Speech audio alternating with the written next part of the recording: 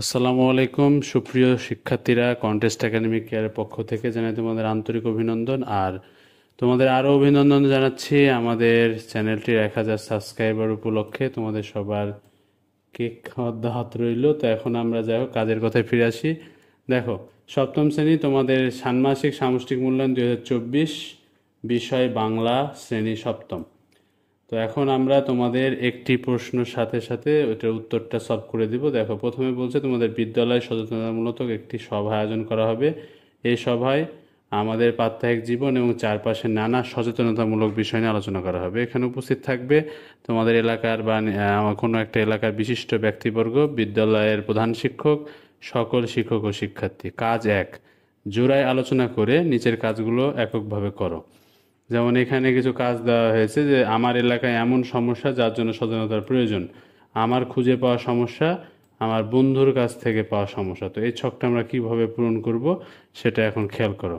দেখো, প্রশ্নটা ছিল এরকম, এখানে উত্তরও দেখো দেওয়া আছে। কাজ ক, আমার এলাকায় এমন সমস্যা যার জন্য সচেতনতা প্রয়োজন।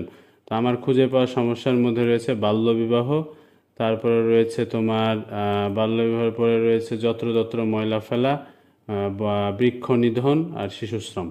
আর বন্ধুর খুঁজে পাওয়া সমস্যা, সে লিখেছে ধরো অতিরিক্ত শব্দ দূষণ, তারপরে বায়ু দূষণ, এলাকার কিশোর গ্যাংয়ের সৃষ্টি। ঠিক আছে, এটা গেল তোমাদের ক নম্বরের অ্যান্সার।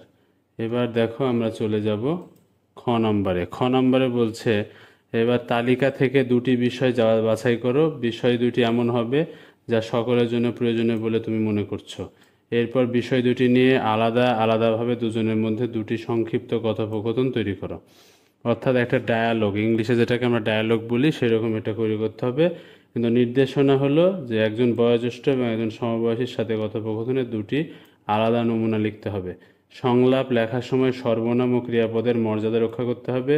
সংলাপ লেখার সময় প্রসঙ্গের মধ্যে থাকতে হবে। ঠিক আছে, তাহলে এখন তোমাদের খ নম্বরের উত্তরটা কী হবে দেখে নাও। তোমাদের খ নম্বরের উত্তরটা হবে এরকম যে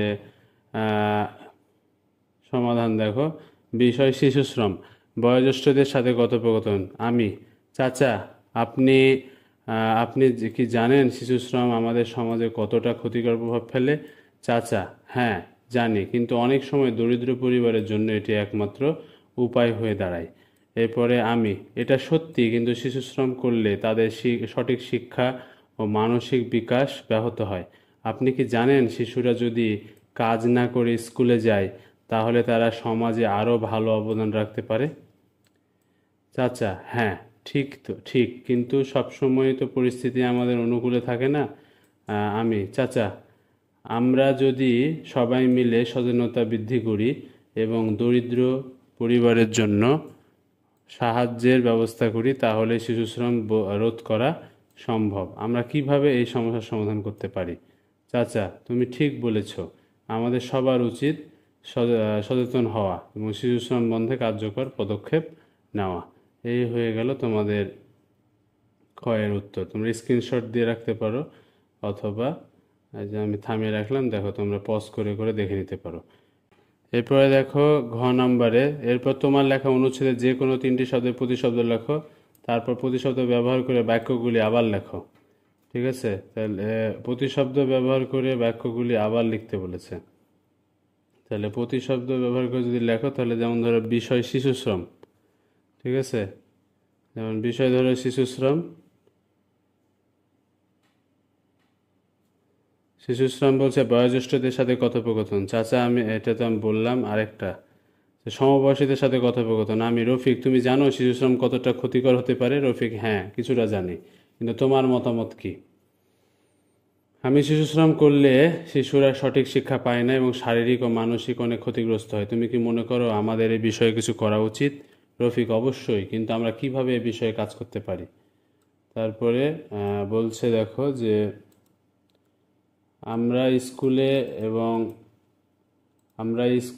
কমিউনিটিতে সচেতনতামূলক কার্যক্রম আয়োজন করতে পারি। এছাড়া দরিদ্র পরিবারগুলোকে সাহায্য করার উদ্যোগ নিতে পারি। রফিক, হ্যাঁ এটা একটা ভালো পরিকল্পনা, আমাদের সবাইকে একসাথে কাজ করতে হবে।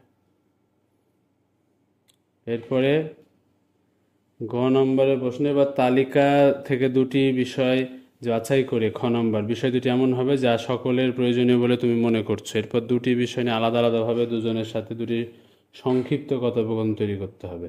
বিষয় বাল্যবিবাহ। হ্যাঁ, বাল্যবিবাহ, বয়োজ্যেষ্ঠের সাথে কথোপকথন। আমি খালা, বাল্যবিবাহ সম্পর্কে আপনার কি মতামত? খালা, বাল্যবিবাহ খুবই ক্ষতিকর, মেয়েরা এতে যে সঠিক শিক্ষা থেকে বঞ্চিত হয়, শারীরিক সমস্যায় ভোগে। আপনি ঠিক বলেছেন, বাল্যবিবাহ বন্ধ করা আমাদের সমাজের জন্য খুবই গুরুত্বপূর্ণ। আপনি কি মনে করেন আমরা কিভাবে সমস্যার সমাধান করতে পারি? খালা, আমাদের সমাজে সচেতনতা বৃদ্ধি করতে হবে এবং বাল্যবিবাহের কুফল সম্পর্কে সবাইকে জানাতে হবে। আমি, হ্যাঁ, আমাদের যদি সমাজের সবাইকে সচেতন করতে পারি তাহলে বাল্যবিবাহ রোধ করা সম্ভব। খালা, তুমি ঠিক বলেছো, আমাদের সবাইকে সচেতন হতে হবে এবং একসাথে কাজ করতে হবে। এরপরে দেখো গ নম্বর রয়েছে, ওর কথোপকথনে ব্যবহৃত 3 ধরনের বাক্য একটি করে নমুনা দেখাও। সরল বাক্য, জটিল বাক্য, যৌগিক বাক্য। সরল বাক্য, আমি শিশুশ্রম করলে শিশুরা সঠিক শিক্ষা পায় না।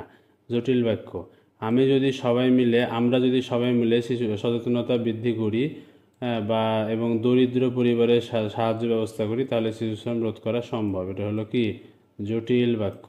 এরপরে যৌগিক বাক্য বলছে, খালা তুমি ঠিক বলেছ, আমাদের সবাইকে সচেতন হতে হবে এবং একসাথে কাজ করতে হবে।